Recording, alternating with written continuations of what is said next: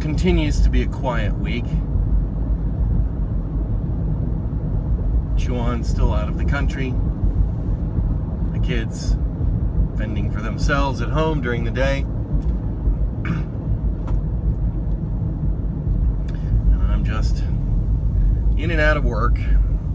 So, really not much to report. The only thing I am reporting today is, it's been over 100 Fahrenheit every day, I think, this week, so summer is here. And a couple days ago, we had a storm cloud build up to the east. And Phoenix, is what we consider monsoon season, and this is still early for it. But humidity's coming up from the Gulf of California, sometimes the Gulf of Mexico, and it forms into thunderheads that build a monsoon rain pattern here. And they have to be a lot stronger than they used to get over Phoenix because of the heat bubble that the cement in the city, the size of it, generates. So it's not uncommon to have the city ringed by thunderclouds, and we did see that, I think, Tuesday, off in the distance, but no rain in town that I'm aware of. I mention it because we're having pollution alerts. That's usually an indication of changing weather. The weather stagnates over the city somehow and the pollution builds up. We'd had weeks and weeks of wind, and now it's kind of calmed down. And today, although Siri says it's only 40% humidity, the humidity is definitely up today. It's uncomfortable. Yeah, I know, if you're from 80-90% humidity, I've experienced that. I know what it's like. It's more uncomfortable there. I get that. But when it's 100 degrees and it's 40% humidity, steamy is still steamy. And I'm hoping it burns off before it reaches 100. It's only 75 now. So that's pretty much it. Maybe something will happen on the weekend, and I'll have something to make this edit video into.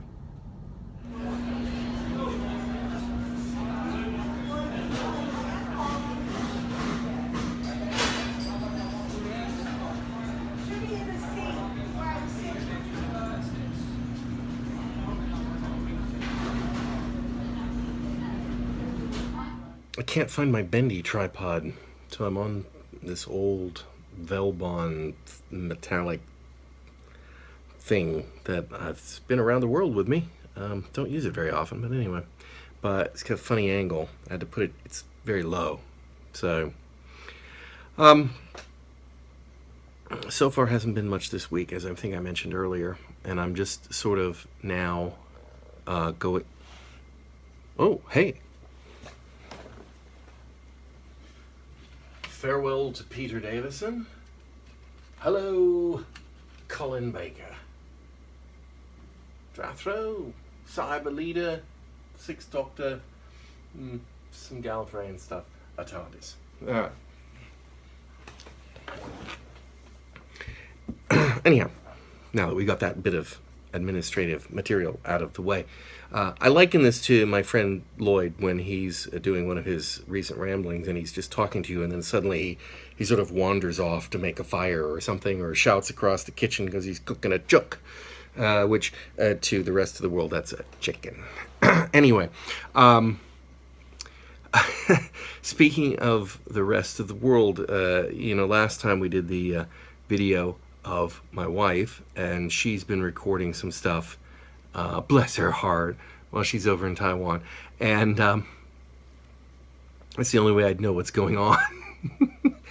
So I'm gonna give a plug to iCloud for this one. I know this one makes some people all like, Apple, you evil bastards and stuff, but it works, and so that's all that really matters to me. I have an iCloud account, and I have purchased additional storage. I've got a terabyte of storage. Can't tell you how much it costs. I don't know, $10 a month or something like that.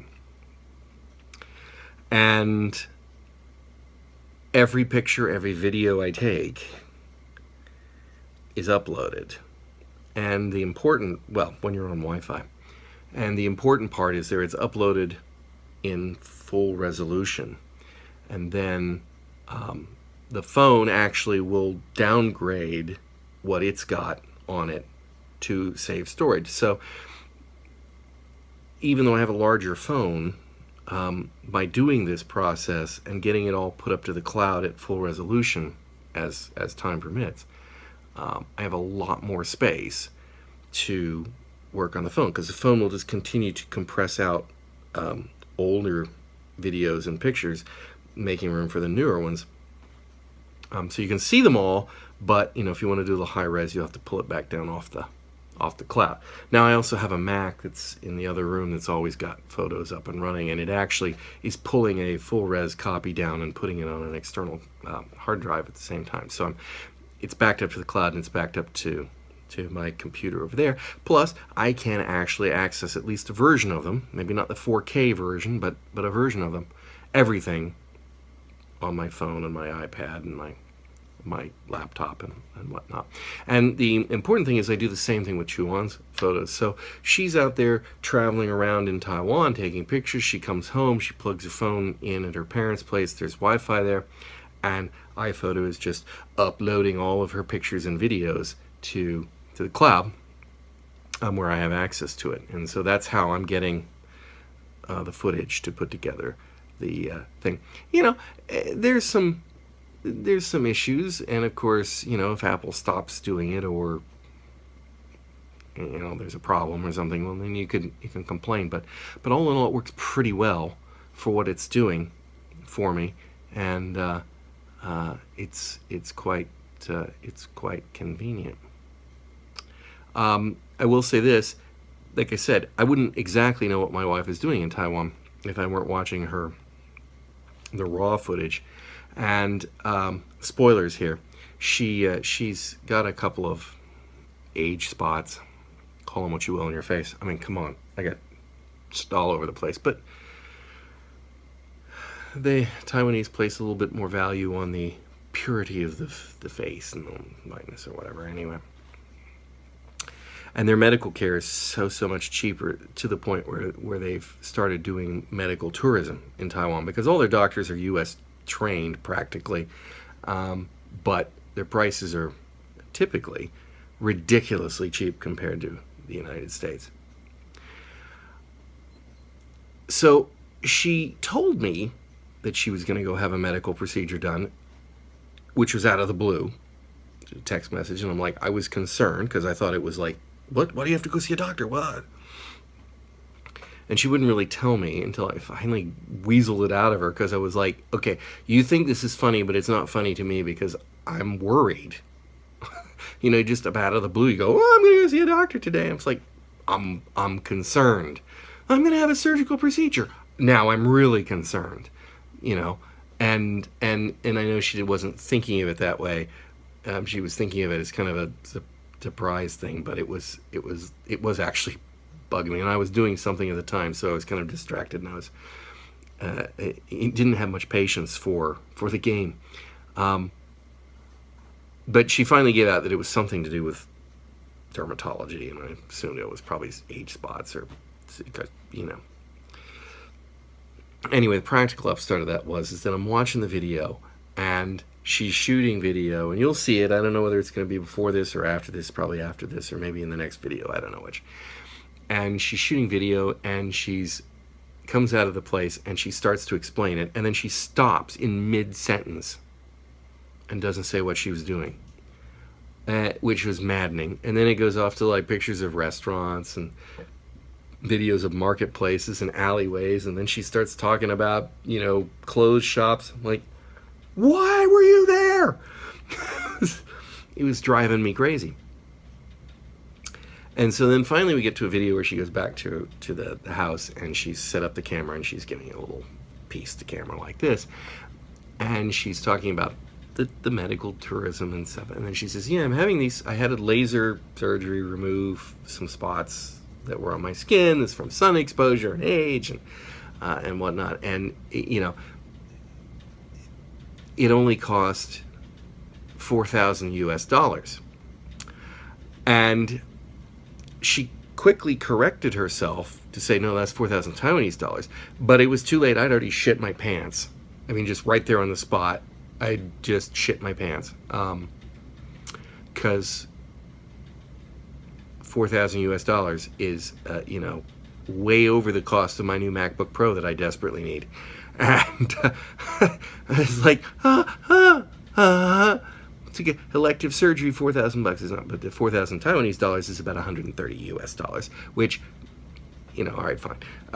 That's a whole order of magnitude different. Well, is it a whole order of magnitude? Yeah, no, it's not a whole order of magnitude different. Yes, it is. Yes. Oh, yeah. It's well over an order of magnitude. Yeah. Anyway, so that's all that's going on here at the moment. At least it's all I can talk about, and that's the important part. I will say we're now announcing that we are tentatively thinking of taking a trip to the UK in 2018, and that does not have any specific agenda. Obviously, we have to go to the museums, the Natural History Museum, and then, of course, I've got to see the Elgin marbles before they cave and give them back, which is all right, I might have this one wrong. I think that's the London Museum. All the cool stuff that Britain stole from the rest of the world, and good for them too, damn it. I'm 100% fine with this, because it's there and it's protected, and it's been saved and preserved for posterity. But anyway, there's that. And then we didn't get a chance to go southeast last time.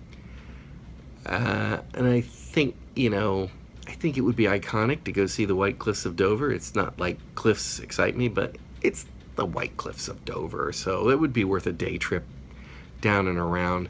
And then, probably the kids would want to see Stonehenge or Avebury, which is cooler than Stonehenge, frankly, because you're like the little towns right in the henge and the rocks, and you can go up to them, and that was way cool. And then I'm sure Michelle would die to go see the Jurassic Coast, because there's no fossil hunting around here, and the Jurassic Coast is basically fossils falling out of the cliffs. I'm not saying we'd find anything, but there's a chance, or at least you can see the kind of thing, and which I'd love to see. And then that's not far from Dartmoor, and I'd love to see the Tors, and maybe the Hound, and let's see, what else do we have? I've got to go over to Cardiff to visit my friend Simon, who we'll call Simon 1, and then he has strongly recommended that we go to his favorite place, which is Pembrokeshire, which is the far southwest coast of Cardiff, which looks quite pretty. I'm fine with that. I like scenery.